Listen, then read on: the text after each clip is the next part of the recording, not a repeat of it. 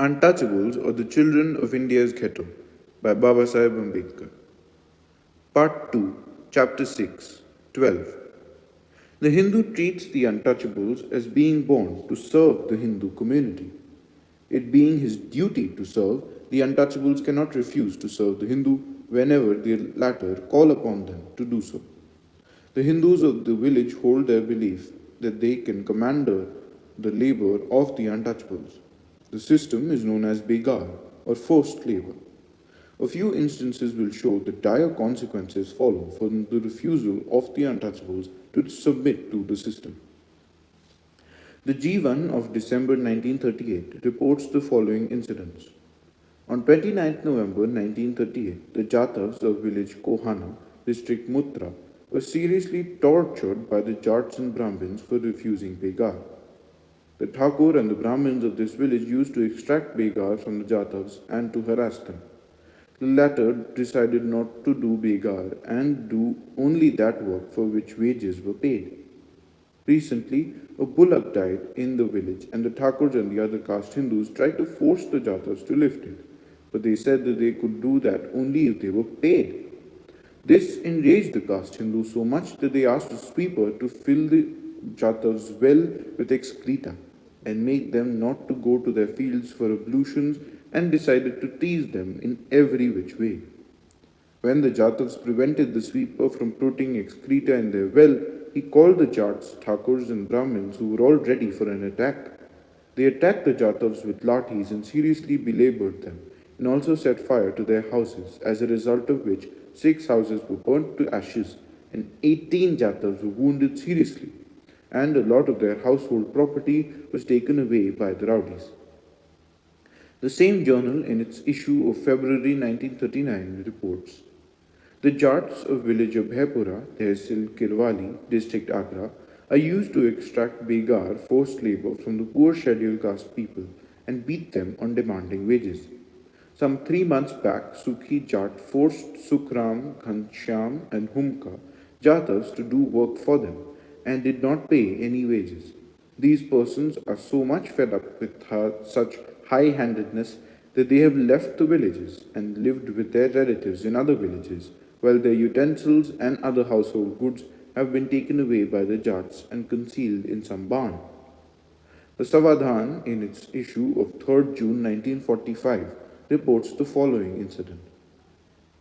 Mehraji Kori, a scheduled caste woman, has filed a complaint in the district of Mr. Mehboob Alam, city magistrate, under sections 376, 341, and 354A against Brahma Singh, Suleiman, and Aftab, constables of Jubi police post. It is alleged that at about 10:30 p.m. on 2nd May 1945, these 3 constables, Sumar, Kahar, Kallu Bibi's son, and some others, came and searched her house and then took her to the police station and kept her there for the whole night. In the early hours of the morning, these constables took her to a small room, bolted it, and then all 3 of them violated her modesty, one by one. Then she was removed to another small room where charcoal and pieces of paper were filled in her private parts, and they put their private organs in her mouth. Her clothes were torn and saturated with blood. The following day, her mother was forced to do begar work for the whole day, and both of them were far left off at 10 p.m. Murala, wife of Maharaji husband's younger brother, had also filed a similar complaint. She had alleged that the same constables took her to the police post the same night and returned her to her house. On the way, she was caught by Madari Teli near Kumar Tola to the ruins of her house, and her modesty was violated. Munna Lal, Bhushan, and Ram Bharosi, advocates, are appearing for the complainant. In the Hindustan Times of 15th April 1945 occurs the following news item. For refusal to do forced labor, it is alleged a large number of Dalits in the village of Dukheri in Ambala district were recently assaulted by a party of Rajputs. A man and a woman, both Dalits, were killed. It is also alleged that a large number of houses belonging to Dalits were set on fire. Telegrams have been sent to the Commissioner and the Deputy Inspector General of Police to inquire into the matter. From these instances, it will be clear to anyone that the Hindus do not hesitate to use violence and hold down the untouchables and maintain the established order, and even to commit murder. Mr. Lajpat Rai, in his book Unhappy India, in which he tried to reply to and refute the charges levelled by Miss Mayo in her Mother India, gives a lengthy and lucid description of the lynching of the black people in the United States and the atrocities committed upon them by members of the Ku Klux Klan, and asks, what, however, is very relevant to ask her to ask is the unjustifiable and cruel attitude of the Brahmins towards the Dalits more unjustifiable and more cruel than that of the clansmen of America towards the blacks?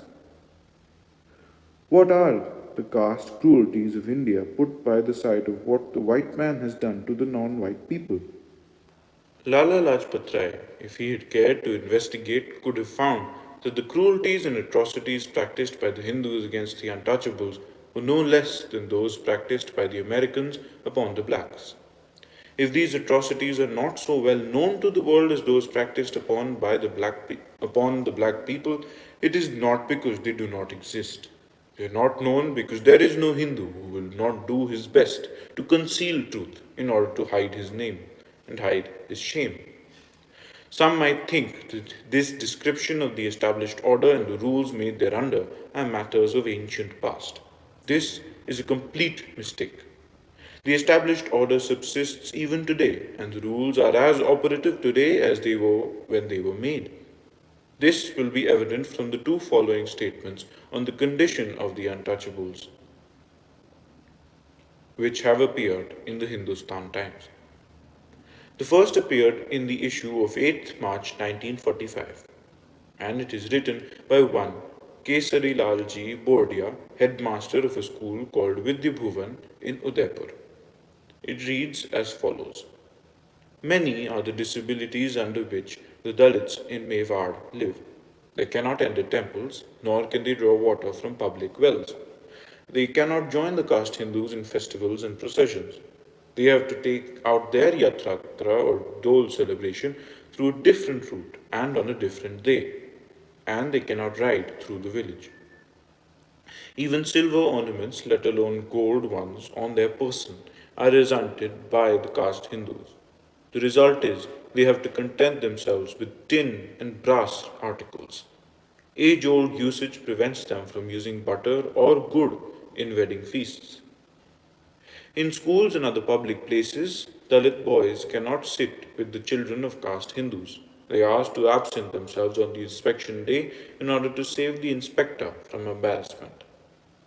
A memorandum has been submitted to the state government. If the government chooses to declare in unequivocal terms the disapproval of these disabilities, the hands of non official bodies which are fighting untouchability will be strengthened.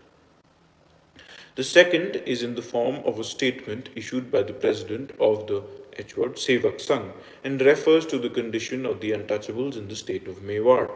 It reads as under. The Mewar Sevak Sangh has sent a memorandum to the Mewar government drawing their attention to the various disabilities of Dalits in the state and their consequent hardships. The memorandum brings out how civil liberties of Dalits are curtailed in several ways by the orthodoxies and prejudices of caste Hindus. I enumerate below some of the unjust practices which still persist in the state, and for the rectification of which the state has taken no effective measures. They are as follows. 1. Dalits have no liberty in the selection of clothes to wear. The form of dress must follow the age-long pattern. Personal traits and desires have no place in the choice of the dress. 2. At wedding feasts, they have no choice in the selection of food materials. Even on payment, they cannot use costly articles. 3. They cannot ride the village on a horse. 4. They are not allowed accommodation in public vehicles. 5. On religious festivals, they cannot take out possession of their idols except through specified routes. 6. They have no access to wells and temples. The writer adds, 3 years ago, in company with Thakur Pappa, I travelled all over the state and placed before the government and public my impressions of the conditions obtaining there and pleaded for reform. On perusal of the above mentioned memorandum and other reports sent to me, I find that the past few years have hardly brought any change and conditions are more or less static. It is heartbreaking to find that passage of time cuts no ice with us. The result is that there is hardly any change in our long age practices and prejudices. This perversity, which blinds us to the tyranny and injustices of our ways, also makes us impervious to the incalculable harm we have already suffered as a result of it. Even if the ignorant prejudice of the common man is unshaken, the enlightened governments of the 20th century ought to be more alive to their responsibilities. The dates of these communications are important. They are of the year 1945. None can say that this Hindu established order is a thing of the ancient past. The fact that these latest accounts refer to the Indian states should not be understood to mean that the established order has vanished from British India. The chapters to follow will present enough evidence to show that the same established order is very much alive in British India. In the Times of India, 31st August 1950, occurs the following news item.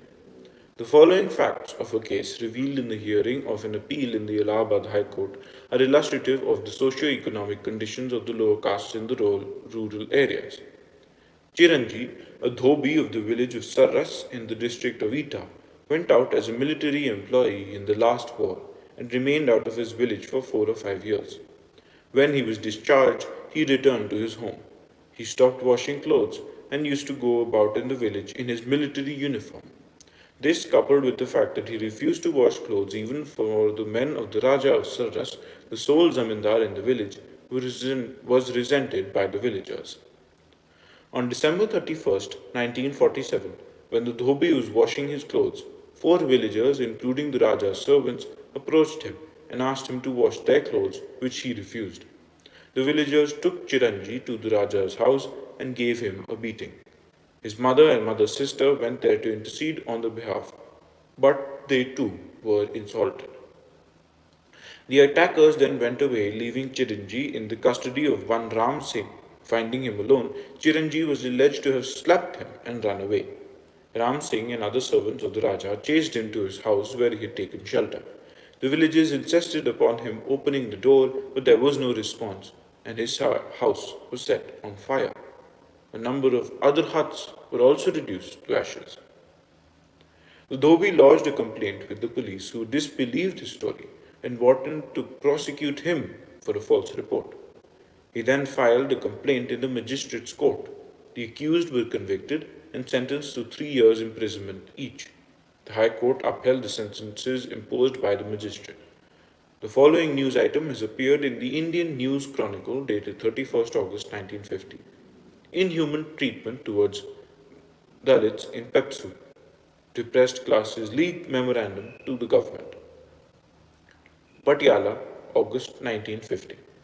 The unprovoked thrashing of the backward class people, inhuman insults heaped upon the women folk, indiscriminate detachment of the Dalits from the lands, the virtual confinement of the Dalits and their cattle in their mud houses for days together without any fault, is a long tale of suffering whose echoes are rising in proportion to the diminishing echoes of crime in general, says a memorandum presented by the Pepsu Provincial Depressed Classes League to the state government. While crime in Pepsu is on the decrease due to the vigorous efforts of the police, the memorandum adds, it is a pity that the sector of the backward class should be deprived of the protection from the unsociable elements.